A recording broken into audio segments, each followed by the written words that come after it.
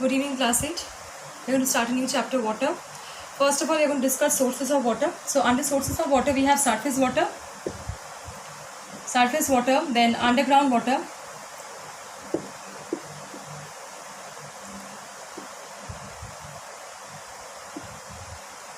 and above surface water.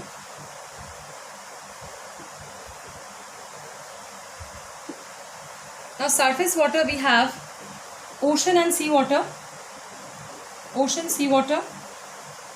and then we have river, lake water. Underground water, we have spring and well water,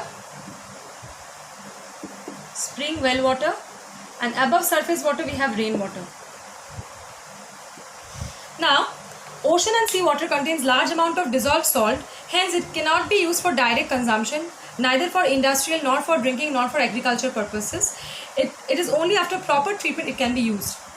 River, lake water, the main source is rain and the snow from the mountains. It contains dissolved salts and suspended impurities like clay, sand, organic matter and microorganisms like bacteria, fungi, etc. It can be used for agricultural or industrial purposes, but it cannot be used for drinking purposes without proper treatment. We come to underground water. Now when rainfall occurs, a part of the rainwater, it passes through the soil and gets collected above the non-porous rocks. This collected water is only termed as underground water. And sometimes due to high pressure, this water escapes onto the surface of the earth in the form of spring water. Underground water can also be obtained by digging wells or tube wells. It contains dissolved impurities but does not contain any suspended impurities as it is filtered through different layers of soil. Now underground water, it is suitable for drinking, okay, and the taste that is there in underground water is due to the presence of the dissolved impurities. Next we have above surface water. Now rainwater is the purest form of the water. It is formed by evaporation of the water followed by condensation of the water vapor.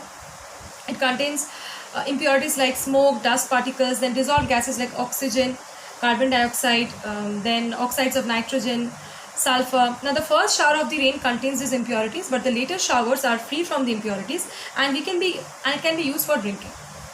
Now next we are going to discuss about the interconversion of the states of matter. Now water exists in all the three states of matter, that is it exists in solid state as ice, in liquid state as water, and in gaseous state as water vapor.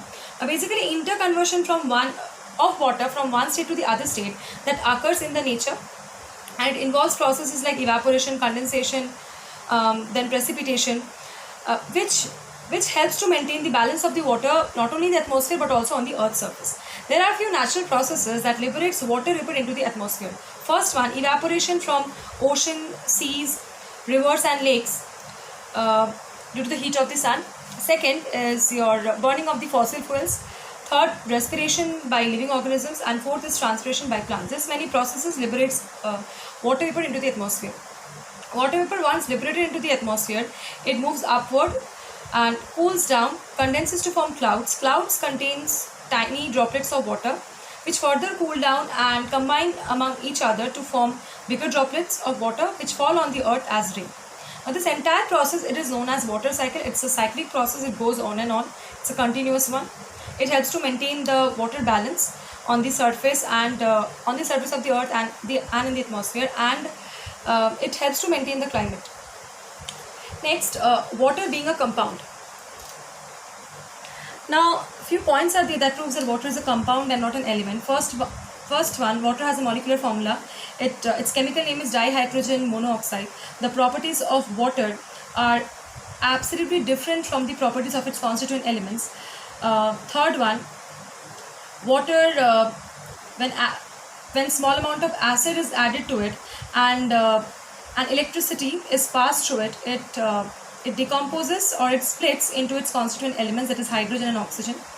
And water has a fixed chemical composition, that is hydrogen and oxygen in the ratio 1:8 by mass. Okay, so these are the following points that proves that water is a compound. Now we come to the physical properties. First one, pure water is colorless, odorless, tasteless and transparent liquid, though the water that we drink has a taste due to the presence of dissolved impurities. Next, pure water boils at 100 degrees centigrade and and freezes at 0 degrees centigrade. Now, at normal pressure, okay. Now, effect of the pressure on the freezing and the boiling point of water. Now, with increase in pressure, the boiling point of water increases.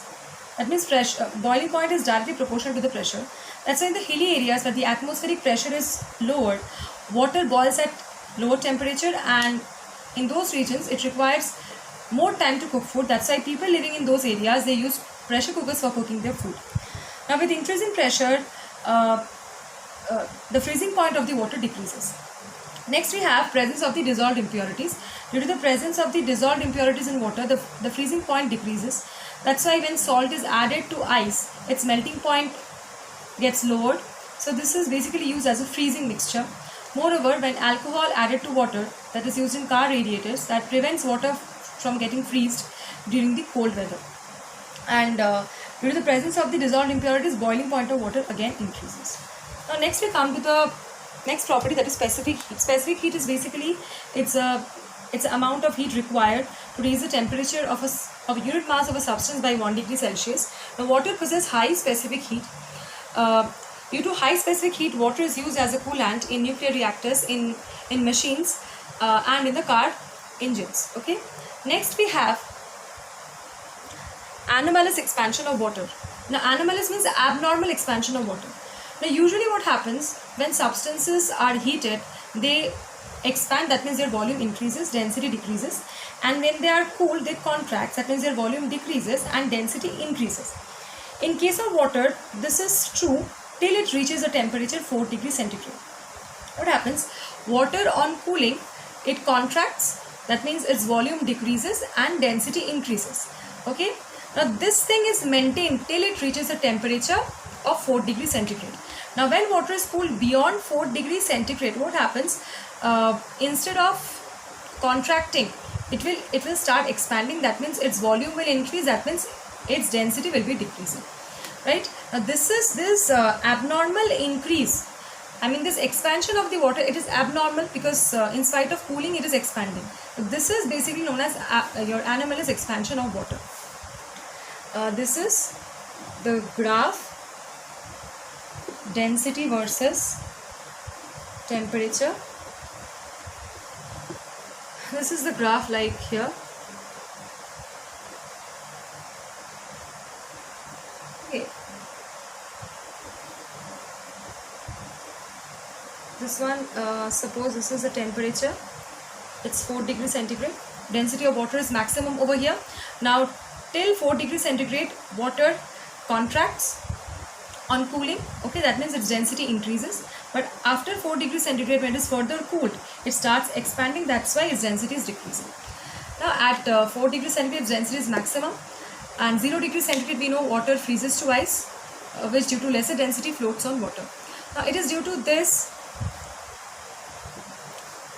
It is due to this anomalous expansion of water. What happens? It helps in the existence of the marine life in the cold countries, because in the cold regions, what happens? The surface of the water, it freezes, right? But the water present below the surface or below the ice layer, that remains in the form of the liquid, because the density of water is more than the density of the ice, and ice is a bad conductor of heat. That helps in the survival of the marine life. So that's it, classic. Thank you.